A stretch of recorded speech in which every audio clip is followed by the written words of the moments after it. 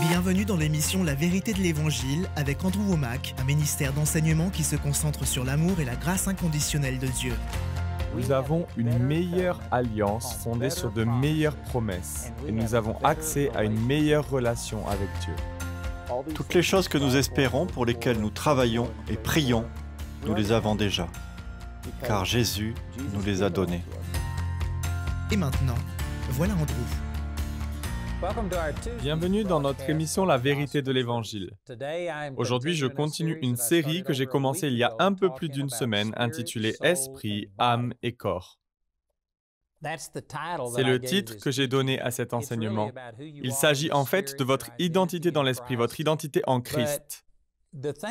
Et vous savez, ma vie a réellement changé lorsqu'en plus de comprendre que j'avais un corps et d'être conscient d'avoir un être intérieur, une âme, une personnalité, j'ai compris que j'étais un être spirituel et qu'à la nouvelle naissance, mon esprit a été transformé. C'est cet enseignement intitulé Esprit, âme et corps qui a changé ma vie. Nous avons ce livre en plusieurs langues, nous avons également des guides d'études, nous l'avons aussi sous forme de DVD et de CD. Nous avons un livre audio, c'est mon épouse qui fait la lecture, et c'est assez amusant parce qu'elle a dit qu'elle ne le ferait plus jamais. Nous avons également une version animée d'Esprit, âme et corps. L'un de nos partenaires en Allemagne qui était en train d'écouter cet enseignement, qui est dessinateur de métier, en a créé une version animée et condensée. Il me semble qu'il y a plus de 6 heures ou plus d'enseignements condensés en une présentation de 25 minutes. Et elle est vraiment très appréciée, et pas uniquement des enfants. Les enfants aiment bien cette animation, mais cette version est une aide précieuse pour chacun. Une image vaut 1000 mots et cela illustre parfaitement ce que nous abordons ici. Nous avons donc de bons outils sur ce thème. J'ai commencé cet enseignement la semaine dernière et je n'ai pas le temps de revenir sur tout ce que j'ai expliqué. Mais ceci représente pour moi le fondement de tout ce que le Seigneur m'a appris jusqu'à maintenant. Je l'ai déjà dit, mais c'est comme si quelqu'un avait inséré une clé dans mon cerveau et débloqué ma compréhension. La parole de Dieu est devenue vivante pour moi grâce à cet enseignement. Et selon moi, c'est l'élément le plus fondamental et essentiel que l'on puisse jamais apprendre.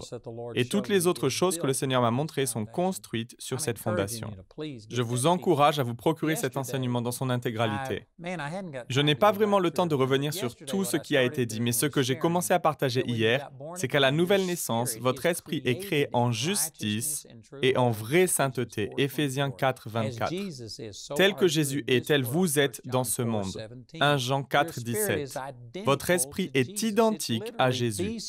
C'est littéralement l'esprit de Christ qui a été envoyé dans votre cœur et qui crie « Abba, Père ». Dans votre esprit, vous êtes parfait. Et puisque Dieu est esprit, Jean 4, 24, il vous voit dans l'esprit. Il vous voit parfait en tant que sa création. Sa relation avec vous n'est pas basée sur vos performances. Cependant, ne vous méprenez pas sur ce que je suis en train de dire. Je ne dis pas qu'il ignore vos performances. Il sait lorsque vous péchez, lorsque vous avez fait quelque chose de mal, et il vous reprendra afin que vous arrêtiez de le faire, et que vous ne donniez pas un accès à Satan, que vous ne donniez pas à l'ennemi l'occasion de vous faire du mal. Mais Dieu vous accepte, il vous utilise et vous aime sur la base de qui vous êtes dans l'esprit. Et lorsque vous êtes né de nouveau, vous êtes devenu une personne entièrement nouvelle. Les choses anciennes sont passées, voici toutes choses sont devenues nouvelles. Vous êtes maintenant un être entièrement parfait dans votre esprit. Autrement dit, 1/3 de votre salut est accompli. C'est fait. À cet instant précis, votre esprit est aussi parfait qu'il ne le sera jamais dans l'éternité. Lorsque vous mourrez et irez vivre auprès du Seigneur, il n'aura pas à ôter la corruption de votre esprit. Celui-ci n'aura pas besoin d'être dépoussiéré ou qu'on lui injecte davantage de puissance. Il n'évoluera pas tout à coup. Votre esprit est aussi mûr, aussi complet, aussi parfait que Jésus l'est, parce qu'une fois encore, 1 Corinthiens 6, 17 affirme que celui qui s'unit au Seigneur est un seul esprit avec lui. Tout cela est arrivé au moment où vous êtes né de nouveau. Et j'ai commencé à parler hier du fait que certaines personnes se disent « bon, très bien, tout ceci s'est peut-être passé à la nouvelle naissance et dans l'esprit j'étais devenu un être parfait, mais le problème c'est que depuis j'ai péché. » Et j'ai utilisé Éphésiens chapitre 1 verset 13, où il est écrit qu'après être né de nouveau, vous avez cru et vous avez été scellés du Saint-Esprit qui avait été promis. Vous avez été rendus parfaits. Votre esprit est parfait et il a maintenant été scellé de l'Esprit Saint. Donc s'il vous arrive de pécher, le péché entre dans votre corps physique, il peut pénétrer dans votre âme, vos pensées, vos émotions et vous ouvrez une porte à Satan contre vous dans tel ou tel domaine, mais votre esprit ne peut pas être souillé ou corrompu. Il conserve sa sainteté et sa justice. Certaines personnes pourraient s'emparer de ces choses et dire « Cela me donne une excuse pour pouvoir vivre dans le péché. De toute façon, mon corps se décomposera et ne sera plus, donc je peux commettre l'adultère, vivre dans le péché ou autre. De toute façon, mon corps mourra, mais mon esprit, lui, reste parfait. » Eh bien, si c'est là votre attitude, en premier lieu, je doute fort que vous soyez nés de nouveau. Parce que les Écritures nous disent qu'après la nouvelle naissance, 1 Jean chapitre 3, verset 3, toute personne qui possède cette espérance en lui se purifie comme lui-même est pur. Si vous êtes véritablement né de nouveau, vous ne recherchez pas une excuse pour pécher. Vous haïssez le péché et vous avez le désir de vivre pour Dieu. Votre nature a changé. Maintenant, cela ne signifie pas que vous vivez de manière parfaite. Et lorsque vous péchez, le fait de savoir que votre esprit n'a pas été contaminé ne vous libère pas pour pécher, mais vous libère du péché. Cela vous libère de la culpabilité et de la punition. Et cela vous permet de briser la domination du péché et de continuer votre relation avec le Seigneur.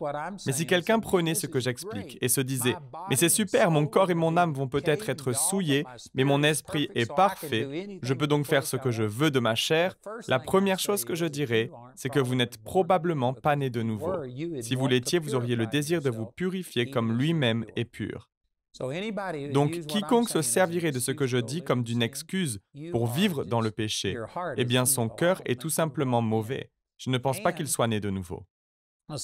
Et une autre raison de mener une vie sainte se trouve dans Romains chapitre 6, verset 16, où il est dit « Ne savez-vous pas que si vous vous livrez à quelqu'un comme esclave pour lui obéir, vous êtes les esclaves du maître à qui vous obéissez, soit du péché qui conduit à la mort, soit de l'obéissance qui conduit à la justice. Ainsi, quand bien même vous êtes né de nouveau, votre esprit a été scellé et rendu parfait et ne sera pas contaminé par le péché, vous ouvrez tout de même une porte au diable. Vous donnez à Satan libre accès à votre vie. Vous lui donnez la liberté de venir et de faire ce qu'il veut dans votre vie. Et Jésus l'a dit clairement dans Jean chapitre 10, verset 10, que le voleur, en parlant de Satan, ne vient que pour voler, égorger et détruire, mais que Jésus est venu pour nous donner la vie et nous l'a donnée en abondance. Si vous donnez accès à Satan en coopérant avec lui et en péchant, il ne fera de vous qu'une bouchée. Il ne faut pas le faire. Donc, quand bien même votre esprit conserve sa justice et sa sainteté, un vrai chrétien ne recherche pas une excuse pour pécher, il désire vivre saint.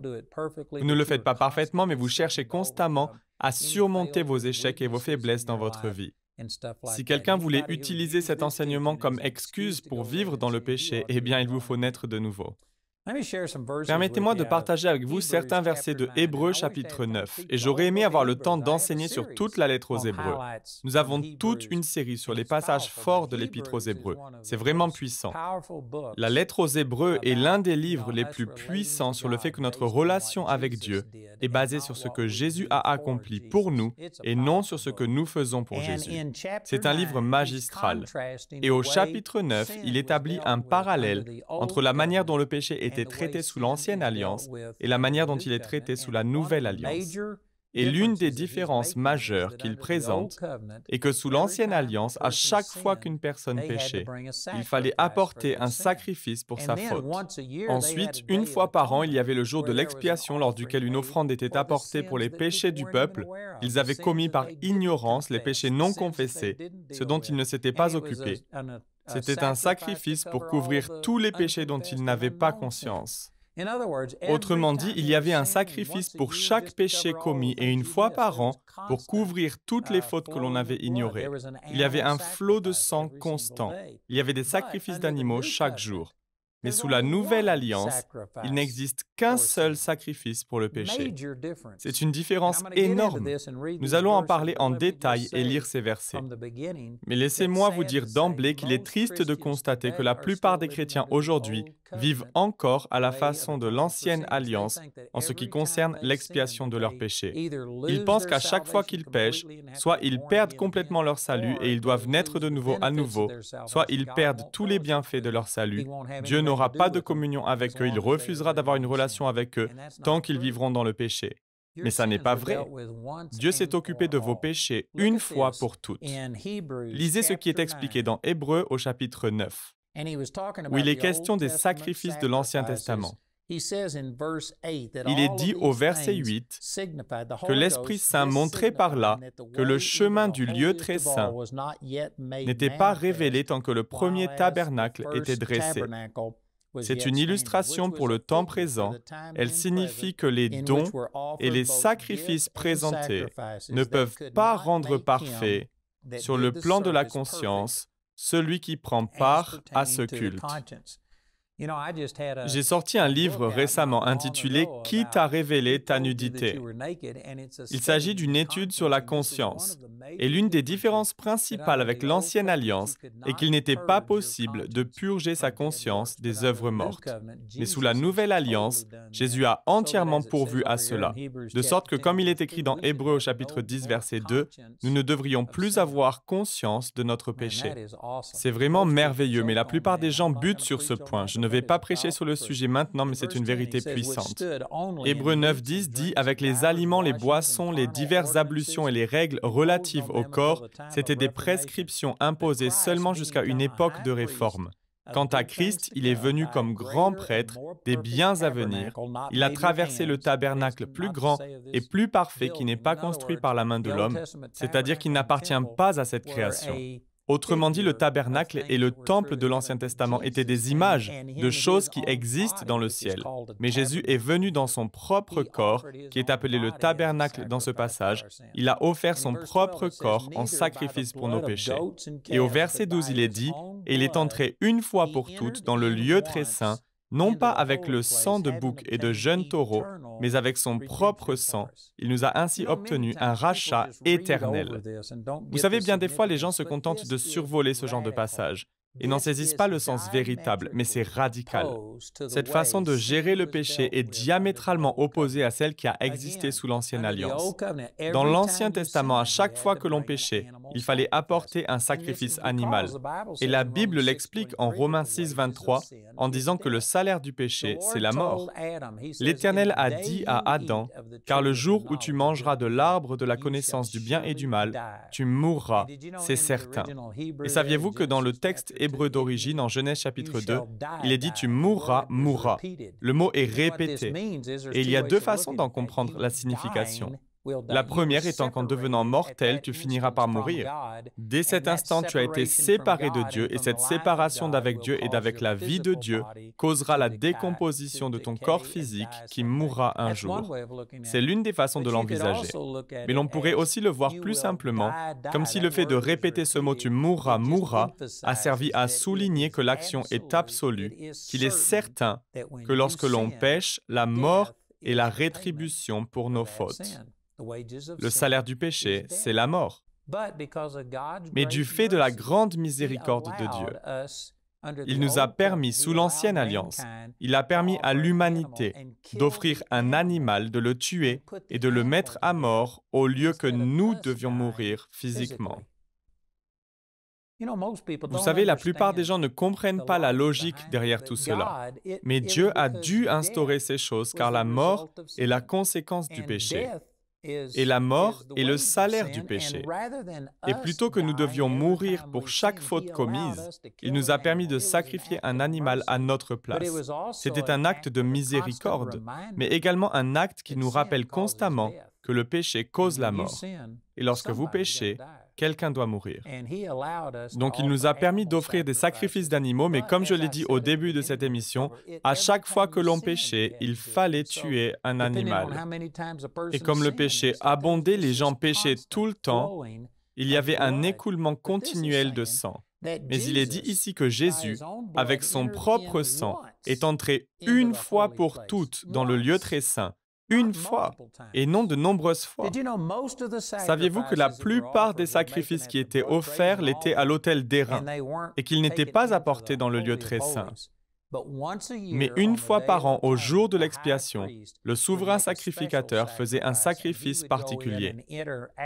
Il entrait et passait derrière le voile pour appliquer le sang de l'animal sacrifié sur l'arche de l'Alliance, entre les chérubins, et c'est là qu'il aspergeait le sang. Cela se passait une fois par année et devait être répété tous les ans parce que ce passage nous apprend que les sacrifices de l'Ancien Testament ne pourraient jamais ôter les péchés. Ils n'étaient qu'une image, une ombre de ce que Jésus allait faire. Et puisque l'expiation n'avait pas encore été accomplie, cette image avait besoin d'être placée continuellement devant les yeux du peuple pour qu'ils puissent reconnaître que quelqu'un devait mourir à cause du péché. Le péché est mortel, et c'est ainsi que les sacrifices ont été perpétués pendant des milliers et des milliers d'années. Des milliers, sans doute des centaines de milliers, des millions d'animaux ont été tués. Mais Jésus vient établir un contraste avec tout ceci. Il est entré une seule fois dans le lieu très saint, pas de nombreuses fois. Et il est écrit qu'il nous a ainsi obtenu un rachat éternel. Saviez-vous que le chrétien moyen croit qu'il n'est pardonné pour ses péchés que jusqu'au moment où il est né de nouveau? Et qu'après la nouvelle naissance, à chaque fois qu'il pêche, il lui faut placer ce péché sous le sang. Il lui faut le confesser et recevoir le pardon après avoir été sauvé. Ce n'est pas ce qu'expliquent ces versets. Jésus est entré une fois pour toutes dans le lieu très saint et il a obtenu pour nous un rachat éternel. Ceux qui prêchent que vous perdez votre salut à chaque fois que vous péchez et qu'il faut naître de nouveau encore et encore sont en opposition directe avec ce passage des Écritures. Et ces versets sont très clairs. Ils répètent les mêmes idées à plusieurs reprises pour les souligner et pour que vous compreniez de quoi ils parlent. Vous ne perdez ni votre salut, ni votre communion avec Dieu. Dieu s'est occupé de tous vos péchés, passés, présents et même des péchés que vous n'avez pas encore commis. Il s'en est occupé une fois pour toutes. Il est entré une fois dans le lieu très saint et il vous a obtenu la rédemption éternelle. C'est une pensée vraiment radicale et si différente de celle qu'enseigne la religion aujourd'hui que je sais que bien des gens ne parviennent pas à l'accepter. Mais laissez-moi vous demander, lorsqu'il est dit en Hébreux, chapitre 9, verset 12, qu'il est entré une fois pour toutes dans le lieu très saint, non pas avec le sang de boucs et de jeunes taureaux, mais avec son propre sang, il nous a ainsi obtenu un rachat éternel. Laissez-moi vous poser la question, comment interpréter cela d'une autre manière que celle selon laquelle il vous a pardonné pour vos péchés passés, présents et même ceux que vous n'avez pas encore commis? Comment le comprenez-vous? Au moment où vous naissez de nouveau, Jésus ne va pas à la croix pour mourir et appliquer son sang sur vous d'une quelconque manière. Il l'a fait une fois. Il ne se lève pas continuellement pour appliquer son sang et à chaque fois qu'une personne pêche et demande pardon, il n'a pas à placer ce péché sous le sang ou à constamment appliquer le sang. Dans ce passage de Hébreux chapitre 10, il est écrit qu'il est assis à la droite du Père. Cela signifie que son œuvre est accomplie et que nous avons simplement à nous approprier ce qu'il a déjà pourvu pour nous. Il ne se lève pas continuellement pour expier les péchés à chaque fois qu'une personne naît de nouveau, ou même après qu'elle soit née de nouveau, pour remettre constamment ses péchés sous le sang. Si c'était le cas, il ne s'assiérait jamais. Il est entré une fois pour toutes. Quelle est la partie de une fois pour toutes que nous ne comprenons pas? Quelle est la partie de rachat éternel que nous ne comprenons pas? Il ne s'agit pas d'une rédemption seulement valable jusqu'à la prochaine fois que vous péchez. Et dès que vous commettez une faute, il faut que Jésus recommence tout et applique à nouveau le sang. Non. C'est une rédemption éternelle. Si les mots ont une quelconque signification, alors il nous faut réajuster notre théologie. Vous ne perdez pas votre salut ou votre relation ou votre communion avec Dieu lorsque vous péchez. Bien entendu, vous ouvrez une porte au diable. J'ai déjà cité ce verset en Romains 6, 16. Ne savez-vous pas que si vous vous livrez à quelqu'un comme esclave pour lui obéir, vous êtes les esclaves du maître à qui vous obéissez, soit du péché qui conduit à la mort, soit de l'obéissance qui conduit à la justice. Vous donnez un accès à Satan lorsque vous vivez dans le péché et il y a des conséquences. Mais dans votre esprit, vous avez été créé en justice et en vraie sainteté. Vous avez été pardonné de tous vos péchés passés, présents et même les fautes à venir, des péchés que vous n'avez même pas encore commis. C'est accompli et vous ne le perdrez pas. La relation entre votre esprit et Dieu demeure, même lorsqu'un croyant né de nouveau abandonne son corps ou son âme au péché. Et je sais que certains se demandent comment Dieu peut-il pardonner un péché avant même que je l'ai commis. À nouveau, c'est parce que nous imposons, nous transposons sur Dieu nos fragilités humaines. Et nous ne pouvons pas nous projeter dans l'avenir. Il nous est impossible de voyager dans le futur et ainsi de suite. Nous ne pouvons pas voyager dans le temps. Nous ne pouvons pas gérer tout cela, mais Dieu n'est pas soumis à ses limitations. Lorsque Jésus est mort et a accompli l'expiation pour nos péchés, toutes nos fautes étaient dans l'avenir. Si vous ne croyez pas que Dieu peut pardonner des péchés dans le futur, eh bien vous ne pouvez pas être sauvé parce qu'il est mort une seule fois pour les péchés, il y a plus de 2000 ans. Il est entré une fois dans le lieu très saint et il a acquis le rachat éternel pour vous, avant même que vous ne soyez nés, avant même que vous ayez commis un seul péché. La question du péché a été réglée. Et c'est la même chose pour les non-croyants. Comme il est dit dans 1 Jean chapitre 2, verset 2, qu'il est la victime expiatoire, et ce mot expiatoire signifie un sacrifice de réparation.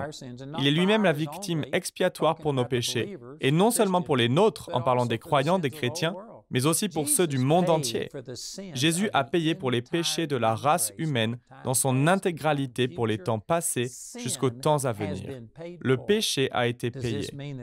Est-ce que cela signifie que tout le monde est alors sauvé? Non, les péchés de tous ont été payés. Mais il est dit en Éphésiens chapitre 2, verset 8, « En effet, c'est par la grâce que vous êtes sauvés, c'est ce que Dieu a fait, par le moyen de la foi, c'est notre réponse positive, et cela ne vient pas de vous, c'est le don de Dieu, ce n'est pas par les œuvres, afin que personne ne puisse se vanter. Dieu a pourvu au salut de chaque personne, mais il faut le recevoir en mettant sa foi dans le Seigneur. Donc lorsque vous venez à Dieu, vous ne dites pas « Ô Seigneur, voudrais-tu bien mourir pour moi? Voudrais-tu accomplir l'expiation pour mes péchés? » Non, vous ne pouvez pas être sauvé de cette façon. Il vous faut croire qu'il l'a déjà fait. Cela a été accompli il y a 2000 ans lorsque Jésus était ici sur cette terre. Il est mort pour vos péchés et pour mes péchés. Le pardon des péchés n'est pas une chose qu'on lui demande de faire, mais il vous faut croire qu'il l'a déjà fait et simplement le recevoir. Il s'agit là d'un sujet de grande importance. Et la majeure partie des personnes qui ont reçu le salut comprennent cette partie. Mais ensuite, dès qu'elles sont nées de nouveau, elles regardent en arrière et proclament « Père, merci d'être mort pour mes péchés, je reçois ton pardon, je fais de toi mon Seigneur. » Puis elles retournent à leurs anciennes habitudes et à chaque fois qu'elles pêchent, elles se mettent à demander « Oh Dieu, j'ai échoué, s'il te plaît, pardonne-moi. » Et elles croient soit qu'elles ont perdu leur salut et qu'elles doivent placer ce péché sous le sang pour naître de nouveau à nouveau, ou bien elles croient qu'elles ont perdu les bienfaits de leur salut, qu'il leur faut placer ce péché sous le sang et qu'elles doivent le confesser. Elles le considèrent comme une transgression toute nouvelle contre Dieu, ce qui n'est pas le cas. Dieu a réglé le problème du péché il y a de cela 2000 ans. Même les péchés que vous n'avez pas encore commis, Dieu les a déjà vus, il a déjà payés et vous avez été pardonnés par un seul sacrifice, une fois pour toutes. Le programme d'aujourd'hui fait partie de la série Esprit, âme et corps. Nous espérons que ce message vous a béni. Notre ligne téléphonique est ouverte aux heures indiquées à l'écran. Appelez-nous si vous avez des questions sur ce programme, si vous avez besoin de prière ou si vous désirez commander l'un de nos enseignements. Vous pouvez nous contacter au numéro qui s'affiche à l'écran. Ce programme a été rendu possible grâce au soutien financier de nos partenaires. Si vous souhaitez devenir partenaire, vous pouvez le faire en appelant ces numéros. Nous vous proposons un livre sur le même sujet que l'émission d'aujourd'hui, intitulé « Esprit, âme et corps », que vous pouvez vous procurer pour 14 €. Vous pouvez aussi opter pour les fichiers audio MP3 et vidéo MP4 sur clé USB pour 24 €. Le guide d'études est pour l'instant seulement disponible en anglais. Il inclut le contenu du livre ainsi que des questions en rapport avec chaque sujet abordé afin d'étudier seul ou en groupe. Pour tous nos téléspectateurs qui se trouvent en dehors de l'Europe, tous les produits que nous vous présentons sont disponibles grâce à nos bureaux dans votre région. Vous pouvez les contacter grâce aux détails qui s'affichent sur votre écran afin de connaître le prix dans leur monnaie locale. Andrew a à cœur que chacun puisse écouter ou regarder ce programme à sa convenance et puisse le partager avec d'autres. Si vous ne pouvez pas vous permettre d'acheter les CD ou DVD, nous vous enverrons un lien afin de télécharger gratuitement l'enseignement de cette semaine en version audio MP3. Notez que vous ne pouvez profiter de cette offre qu'en appelant notre ligne téléphonique. Vous pouvez nous appeler dès maintenant au numéro qui s'affiche sur votre écran. Nous nous ferons un plaisir de répondre à vos questions, de prier avec vous ou de vous aider à commander l'un de nos enseignements. Notre ligne sera ouverte pendant les heures inscrites à l'écran. Nos opérateurs téléphoniques répondront en français ou en anglais selon les informations qui se trouvent sur cette annonce. Toutes les ressources d'Andrew en français se trouvent dans les boutiques en ligne des sites internet de nos bureaux affichés à l'écran. Vous pouvez également nous joindre par email en français et en anglais aux adresses qui s'affichent sur votre écran. Nous espérons avoir de vos nouvelles. La prochaine fois dans la vérité de l'Évangile. Quelle est la partie du mot éternel que nous ne comprenons pas? Pourquoi compliquons-nous les Écritures qui disent simplement qu'il nous a obtenu une rédemption éternelle? Et en Éphésiens chapitre 1, il me semble que c'est au verset 7, et également au chapitre 1 de Colossiens, j'ai oublié quel verset, mais la même idée est véhiculée. Il est dit que nous avons été rachetés, c'est-à-dire pardonnés de nos fautes. Ainsi, lorsqu'il est écrit qu'il nous a obtenu un rachat éternel, cela signifie qu'il a obtenu pour nous le pardon éternel des péchés. Pas seulement le pardon jusqu'à la prochaine fois que nous péchons, comme s'il fallait toujours nous repentir et placer nos fautes sous le sang, mais il a obtenu le pardon éternel des péchés. Même les péchés que vous n'avez pas encore commis ont déjà été rachetés. Vous avez reçu un rachat éternel et un héritage éternel, non pas temporaire, mais une rédemption éternelle. Si ces passages ne parlent que du pardon des péchés commis avant votre nouvelle naissance, mais que tous les péchés commis après être nés de nouveau doivent être placés sous le sang afin d'être pardonnés, alors laissez-moi vous demander, que se passerait-il si vous mouriez en ayant commis un péché que vous n'avez jamais confessé? La parole dit que rien de souillé ne peut entrer dans le ciel. Cela veut-il dire que vous n'iriez pas au paradis? Comment cela fonctionne-t-il? Je le répète, il vous est impossible de vivre une vie entièrement sans péché. Il y a, c'est vrai, des personnes qui prêchent cela, mais ce faisant, elles doivent limiter ce qu'est le péché à une liste réduite. Mais la Bible est très spécifique sur la question du péché. Savez-vous que la parole dit que l'on peut pécher par notre attitude? Jésus a dit que si vous regardez une femme pour la convoiter, cela revient à commettre un adultère avec elle dans votre cœur. Si vous haïssez une personne dans votre cœur, c'est la même chose que si vous aviez commis un meurtre, et ainsi de suite, la liste continue. Le péché ne concerne donc pas uniquement les actes physiques que nous commettons, mais aussi les péchés que nous commettons dans nos pensées et nos émotions. Et il y a aussi les fautes commises par omission. En d'autres mots, les Écritures disent en Éphésiens chapitre 5 que le mari est censé aimer son épouse comme Christ a aimé l'Église. Existe-t-il un homme qui regarde cette émission qui croit aimer son épouse et la traiter aussi bien que Christ traite l'Église? Il se peut que vous fassiez mieux que moi, il se peut que vous fassiez mieux que par le passé. Il se peut que vous avanciez dans la bonne direction. Mais êtes-vous parfait? Jésus, lui, est parfait envers nous. Son amour pour nous est parfait. Il n'a jamais d'accès de colère. Il ne marche jamais selon sa chair, en invectivant violemment les gens et en ayant à se repentir plus tard. Y a-t-il un homme qui regarde cette émission qui oserait dire qu'il est parfait dans sa relation avec son épouse? Et il est dit que l'épouse est censée honorer son mari de la même manière que l'Église honore Christ. Parmi vous, mesdames, il en est peut-être qui font mieux que mon épouse. Et vous faites certainement mieux comparé à une autre. Peut-être que vous faites mieux que tous ceux que vous connaissez. Mais êtes-vous assez orgueilleuse ou arrogante pour penser que vous le faites parfaitement et que vous ne pourriez pas mieux faire? Et je vous assure que Jésus veut que nous l'honorions et que nous le faisions parfaitement. Rejoignez-nous pour plus d'émissions La vérité de l'Évangile.